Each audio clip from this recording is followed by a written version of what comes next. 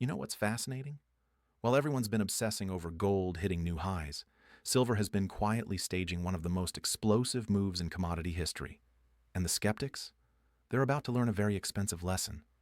Let me paint you a picture of what's actually happening right now in the silver market, because this isn't just another precious metals rally. This is something fundamentally different, and the data is absolutely screaming at us. Silver just crossed $66 per ounce. Now, I know what you're thinking. Okay, another commodity spike, we've seen this before. But here's what makes this different. We're now in the fifth consecutive year of structural supply deficits. Fifth year. That means for 5 straight years, the world has been consuming more silver than it produces. The cumulative deficit over these 5 years? 820 million ounces. Let that sink in for a moment. To put that in perspective, that's roughly equivalent to an entire year's worth of global mine production just gone, vanished from available supply. And unlike gold, which mostly sits in vaults and gets recycled endlessly, silver gets consumed. It gets used up in solar panels, in electronics, in medical applications, in water purification systems. Once it's in those products, it's economically unfeasible to recover it. It's gone. Now, here's where this gets really interesting. The price action we're seeing isn't just about supply deficits. It's about a fundamental shift in how silver is being valued. For decades, silver has been stuck in this weird limbo. Is it a monetary metal like gold? Is it an industrial commodity like copper? The market could never quite decide, and that indecision kept silver suppressed. But something changed. The market is finally waking up to the fact that silver is both. It's the only metal on Earth that serves dual purposes at this scale. It's both a monetary hedge and an industrial powerhouse. And that dual nature is creating a perfect storm that's about to catch a lot of people off guard. Let me break down what's driving this from the industrial side first, because this is where the story gets really compelling. Industrial demand for silver hit record levels, accounting for roughly 58% of total demand. But it's not just that demand is high. It's where that demand is coming from that matters. Photovoltaics, solar panels, are absolutely devouring silver right now. Every solar panel requires silver paste for the electrical contacts, and as the world races toward renewable energy, solar installations are exploding. We're talking about a sector that's growing at double-digit rates year after year. And here's the kicker. The technology keeps getting more efficient, but it still needs silver. In fact, newer high-efficiency panels often use more silver per panel, not less. Then you've got electrification, electric vehicles, charging infrastructure, 5G networks, data centers. All of these require significantly more silver than their predecessors. An electric vehicle uses roughly 3 times as much silver as a traditional internal combustion engine vehicle. 3 times. And we're supposed to believe that as EV adoption accelerates, silver demand won't explode. Wind turbines are another massive consumer. Each offshore wind turbine can contain up to 1,000 pounds of silver. And governments around the world are committing to massive offshore wind installations. The European Union alone is targeting a 25-fold increase in offshore wind capacity. Do the math on how much silver that requires. But here's what really keeps me up at night, and what should terrify the skeptics. The Silver Institute is projecting that industrial demand will remain strong as a tailwind for the market. But here's what they're not saying loudly enough. There's no substitute for silver in most of these applications. Sure, you can use copper in some cases, but copper doesn't have silver's unique combination of electrical conductivity, thermal conductivity, and reflectivity. In high-performance applications, silver is irreplaceable. Now let's talk about the supply side, because this is where the story gets even more interesting. Global silver mine production has essentially plateaued. We're not finding major new silver deposits. The easy silver has been mined. What's left is either lower-grade ore that's more expensive to extract, or it's silver that comes as a byproduct of other mining operations. And here's a critical point that most people miss. About 70% of silver production comes as a byproduct of mining other metals like copper, lead, and zinc. That means silver supply is largely dependent on the economics of those other metals. If copper prices drop and copper mines shut down, silver supply drops too, regardless of what silver prices are doing. The silver market doesn't have full control over its own supply. Think about how wild that is. The recycling picture isn't helping either. Unlike gold, where recycling can provide a significant portion of supply, silver recycling is limited. Why? Because so much silver is used in tiny amounts in electronics and other products where it's not economically viable to recover it. You're not going to tear apart a smartphone to extract the tiny amount of silver in it when the recovery cost exceeds the value of the silver. Now, let's shift gears and talk about the monetary side of this equation, because this is where silver's dual nature becomes absolutely explosive. Central banks have been on a gold buying spree, but what most people don't realize is that silver is starting to get attention as a monetary metal again too. Here's why that matters. The gold to silver ratio, how many ounces of silver it takes to buy 1 ounce of gold, has historically averaged around 15 to 1 over thousands of years. For most of human history, that's where it's at. But in modern times, that ratio has been wildly distorted. It's been as high as 120 to 1 in recent years. Right now, even with silver's recent surge, we're still looking at a ratio that's historically elevated. What happens when that ratio starts to normalize? Even a move back to a 50 to 1 ratio would mean silver prices would need to more than double from current levels if gold stays where it is. And if gold continues climbing, you're looking at silver prices that would shock most people. But here's what makes this even more compelling. There's a growing movement towards sound money, toward assets that can't be printed into oblivion by central banks. Gold gets most of the attention in that conversation, but silver is the people's money. It's more accessible, more affordable for average investors. When inflation fears really take hold, when people start losing faith in fiat currencies, silver is what they turn to first, and we're seeing signs of that shift already. Physical silver investment has been strong, even as some other forms of investment demand have softened. People are buying physical silver, coins, bars, rounds, and they're holding it. They're not trading it, they're accumulating it. That's a very different dynamic than speculative trading. Let me tell you a story that illustrates what's happening. Back in the 1970s, the Hunt brothers tried to corner the silver market. They accumulated massive positions, and silver went from around $6 an ounce to over $50 an ounce at its peak. Now, I'm not suggesting anyone is trying to corner the market today. That's illegal and impractical. But what's interesting is that the Hunt brothers were ultimately defeated by a flood of new supply and recycling. The high prices brought out silver from everywhere. That's not happening this time. Despite silver more than doubling, we're not seeing a flood of new supply.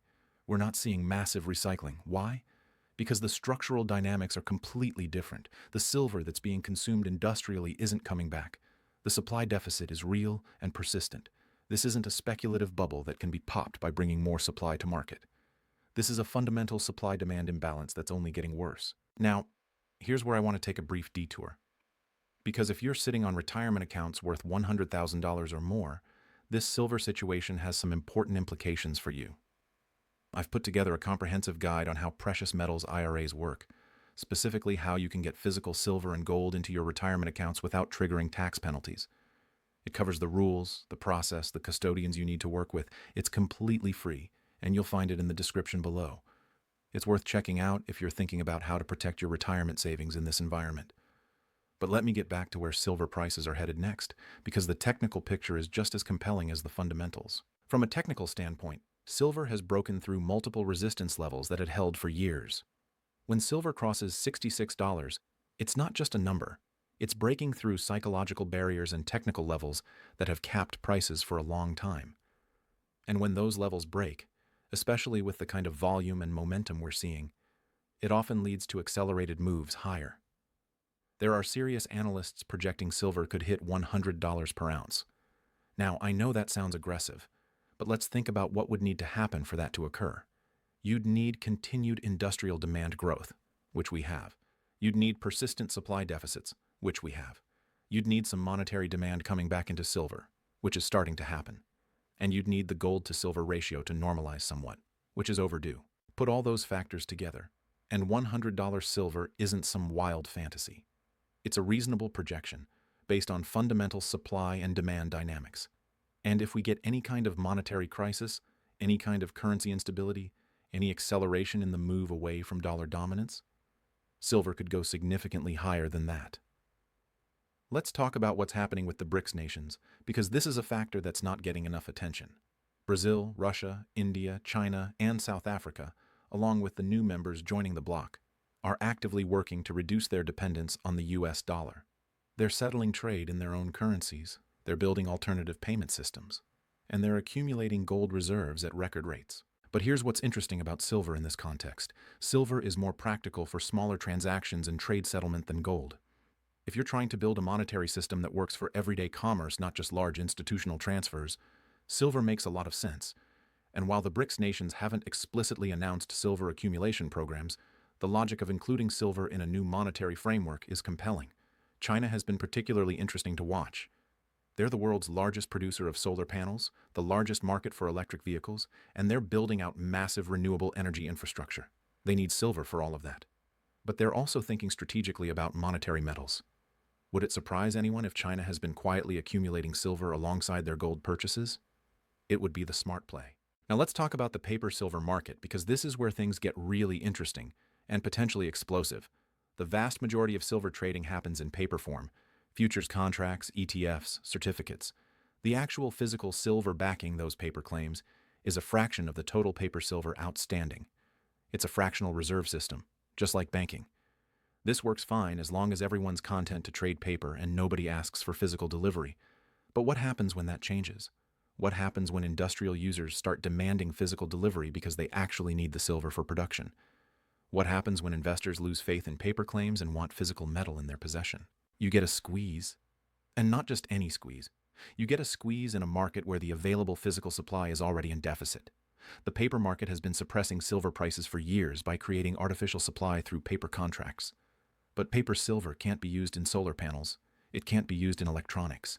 When the physical market asserts itself, when real demand for real metal overwhelms the paper games, prices can move violently higher. We've seen glimpses of this already. There have been periods where physical silver premiums, the amount you pay above spot price to actually get physical metal, have spiked dramatically. That's a sign of stress in the physical market. That's a sign that paper prices and physical reality are diverging. And every time that happens, it's a warning shot that the paper market's control is weakening. The COMEX, the major futures exchange where silver is traded, has relatively small amounts of physical silver available for delivery compared to the size of the paper market. If even a small percentage of contract holders demanded physical delivery, the exchange would be in serious trouble.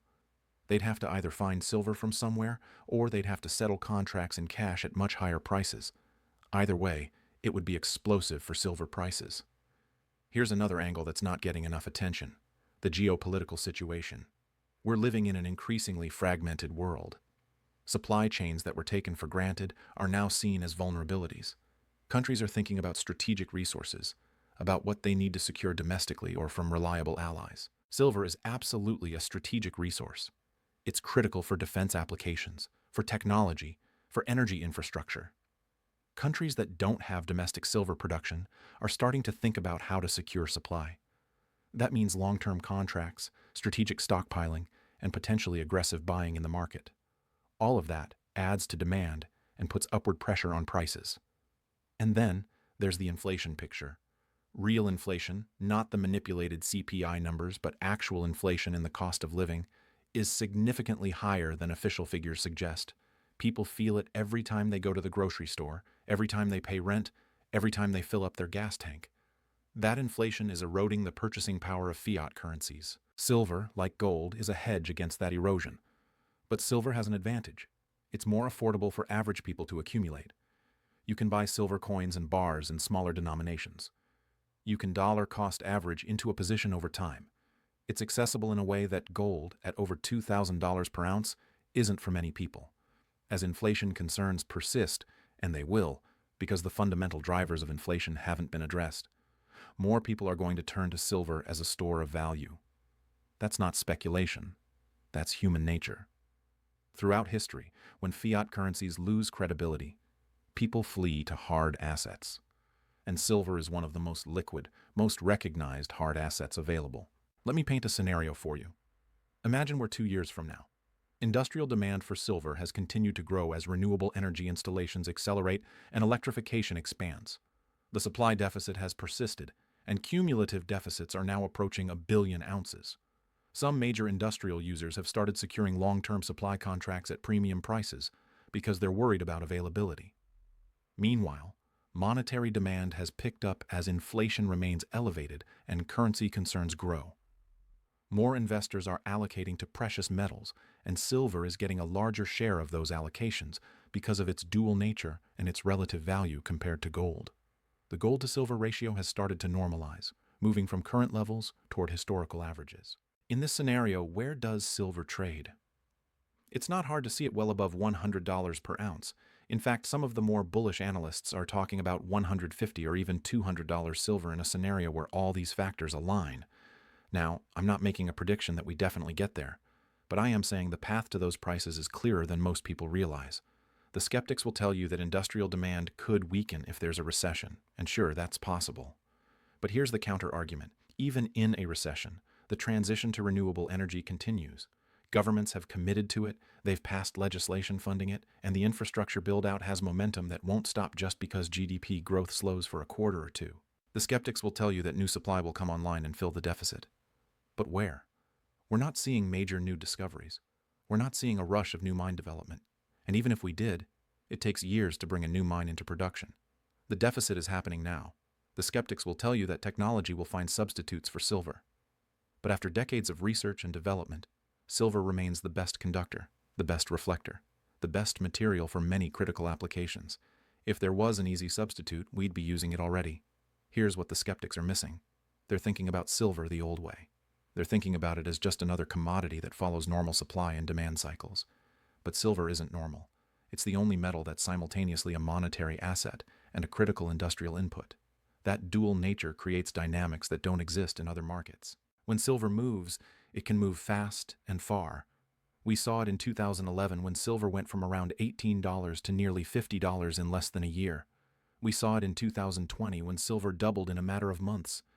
Silver is a small market compared to gold or oil or copper. It doesn't take massive amounts of capital to move the price significantly. And when momentum builds, when the fundamentals align, silver can deliver returns that shock people. Right now, we have fundamentals that are arguably stronger than they've been in decades. We have a supply deficit that's structural, not cyclical. We have industrial demand that's driven by megatrends like electrification and renewable energy that aren't going away. We have monetary demand that's starting to wake up as inflation and currency concerns persist. And we have a technical picture that shows silver breaking out of long-term resistance.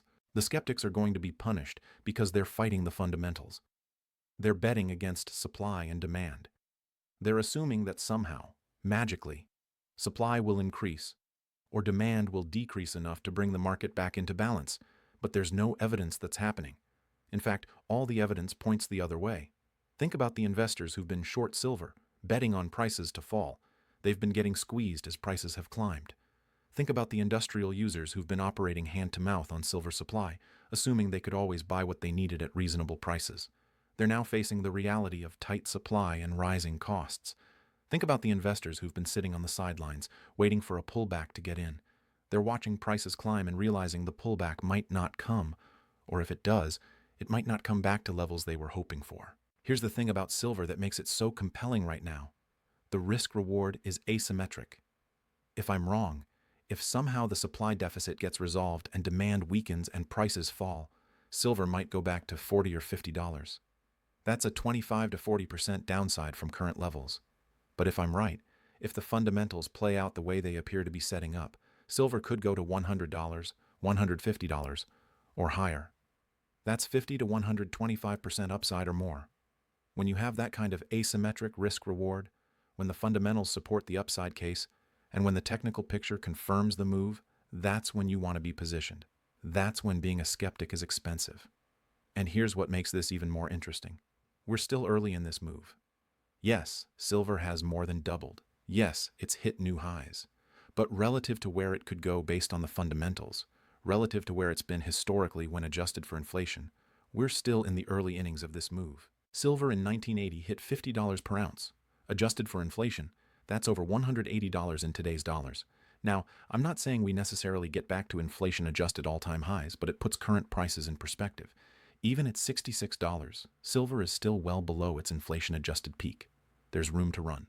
The smart money is already positioning. You're seeing increased interest in silver mining stocks. You're seeing physical silver premiums stay elevated even as prices have climbed. You're seeing options activity that suggests big players are positioning for significantly higher prices.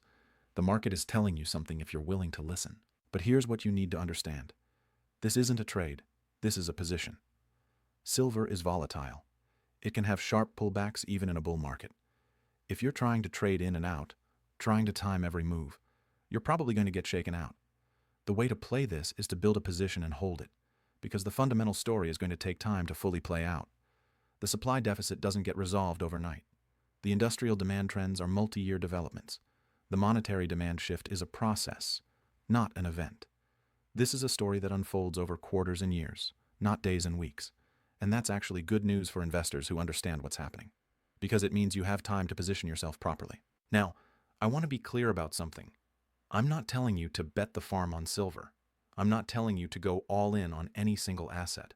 What I am telling you is that silver deserves serious consideration in a diversified portfolio right now. The fundamentals are compelling, the technicals are confirming, and the risk-reward is favorable. For most investors, a 5 to 10% allocation to precious metals makes sense, with silver being a meaningful part of that allocation.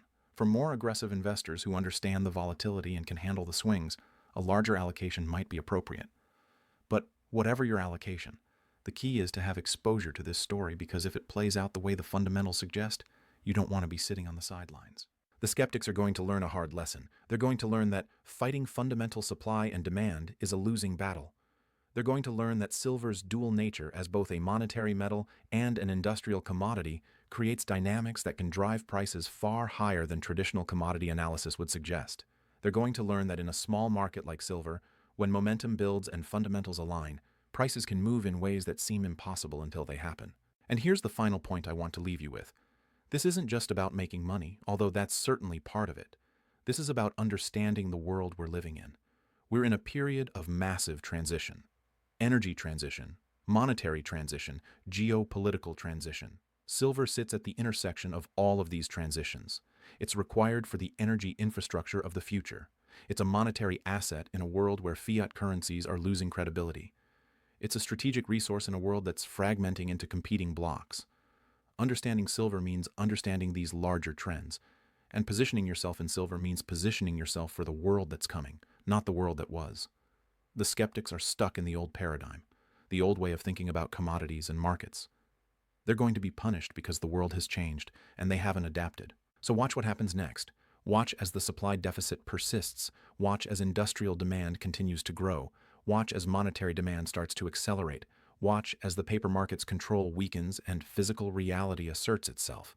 Watch as silver continues to climb, breaking through level after level that the skeptics said it couldn't break. And most importantly, ask yourself, do you want to be positioned for what's coming, or do you want to be a skeptic who learns the hard way that fighting fundamentals is expensive? Because silver is about to deliver a lesson that a lot of people aren't going to forget. The only question is whether you're going to profit from that lesson or pay for it.